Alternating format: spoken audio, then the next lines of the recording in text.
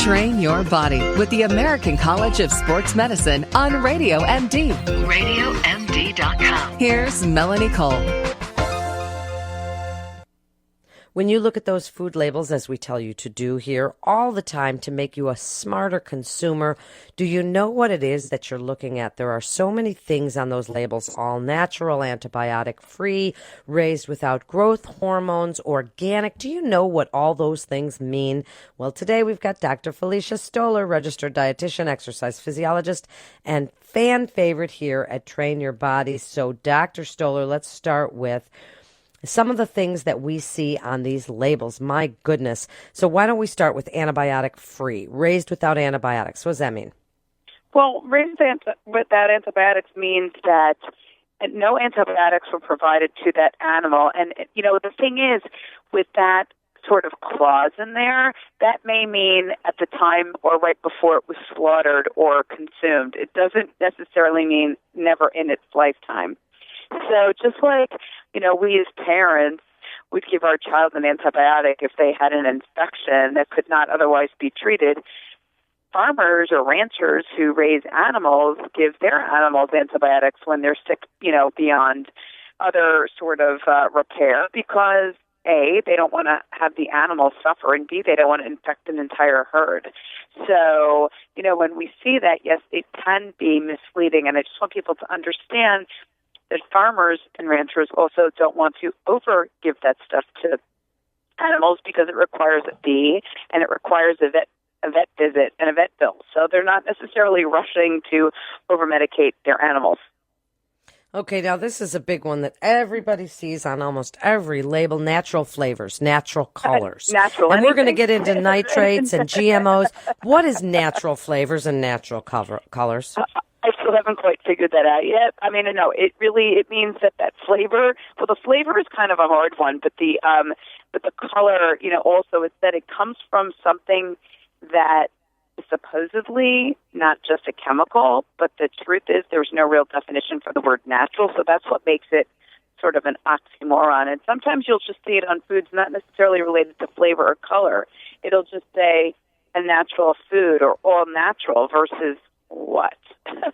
versus raised. It's really confusing. It is, and my daughter heard from some kid at school that natural flavors was beaver butt. I don't know what she was saying, and now she won't eat things that say natural flavors because one of her friends told her something ridiculous, and so that cracked me up. What's GMO? What does non-GMO mean? Okay, so GMO, this is a good one. So GMO stands for genetically modified organisms. So I've seen it on foods that like clearly wouldn't have GMO, and I think a lot of food companies or manufacturers or processors, and sometimes I've even seen it at farmers markets, are sort of jumping all over it.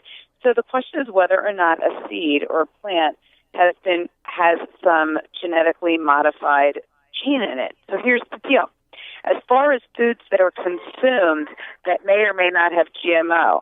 Let's talk about what may or may not that we actually do eat, okay, or may eat. Soy products, papaya, grapeseed or canola oil, okay. Now, when I say corn, I don't mean the stuff that most of us are getting that we're eating. It may be corn oil, it may be corn syrup. The corn that's used for animal feed and for fuel does not mean it will, may have GMO in it. The other plants that have it that we don't necessarily eat are cotton and alfalfa. In some places, not necessarily that I'm aware of in the U.S., some rice and some potatoes. So those have been approved for use, but I don't know if they're actually widespread being used right now. Wow, it is so confusing when we see these things all around. Now, what about the word organic? I mean, this is something you know a lot about. You've visited sustainable farms, and you've been there, and you've seen. What does the word organic really mean? So organic really means there's a lot of human labor put into the food that you're consuming. So it could mean there's no pesticides that are applied to seeds and to plants. It means that there's no pesticides not necessarily no pesticides, that there's no antibiotics or growth hormones, that are being used in animal products. And it also, in most cases, means that there's no GMO seed that's being used. So people perceive that there's a health halo, that if something's organic, it means it's healthier.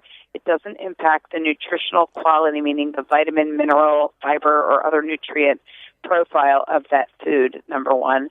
And, research shows that there's been no evidence to show that organic is better than non-organic. So what I always say to people is you have to do whatever you can afford within your budget. Because I had a family last week come in to speak to me, and the poor mom was telling me she's got 4 kids under the age of 4, and she's just 2 sets of twins, and she said she's spending a lot of money on organic foods, and she just didn't know if they were all better for her family. So it is a weird question. It is, and I said you have to pick and choose wisely. Think about what your priorities are.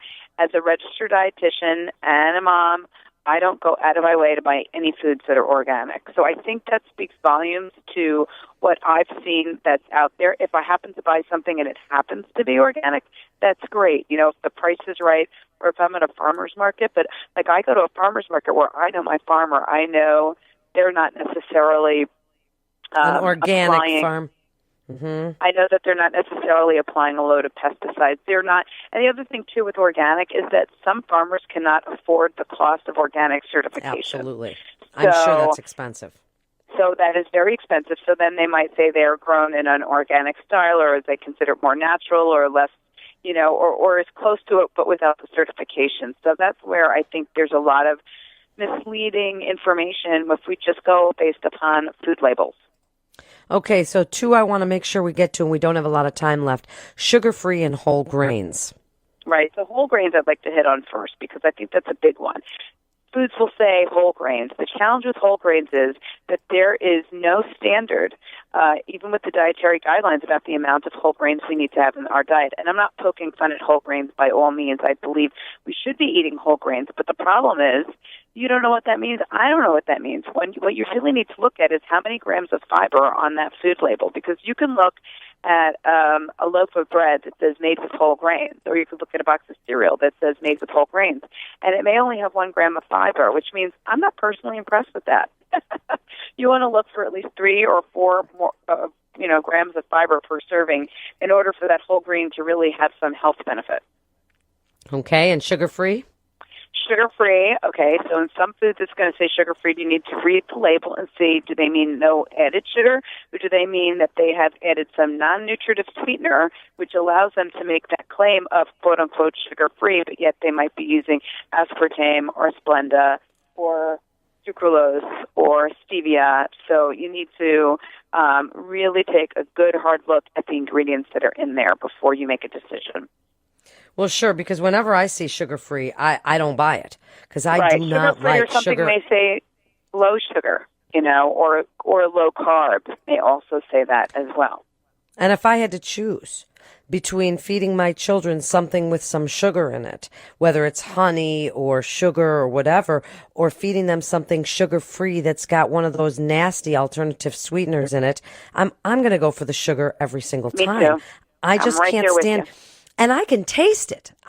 You can line me up 7 drinks, and I can tell you which ones have aspartame and phenylalanine and all these different things in there. I can tell you which ones have that in there. So wrap it up for us. You're a super taster, so am I. So when looking at food labels, you really have to prioritize what it is that you're looking for, and really look at the foods and see, is this just really a marketing claim? Is there some perceived benefit? Is there some hidden health halo, perception about buying it? Or just get foods closer to the way they're found in nature, then you don't have to worry about that stuff. That's the best advice right there. If it doesn't have a label, then you don't even have to worry about what's on the label and whether or not it's got GMOs or sugar added or whole grains. If you buy it closer to nature and it doesn't have a label and you can pronounce all the ingredients in it, then you can better believe it's probably better for you. We got more great show coming up. This is Melanie Cole. Stay well and stay tuned.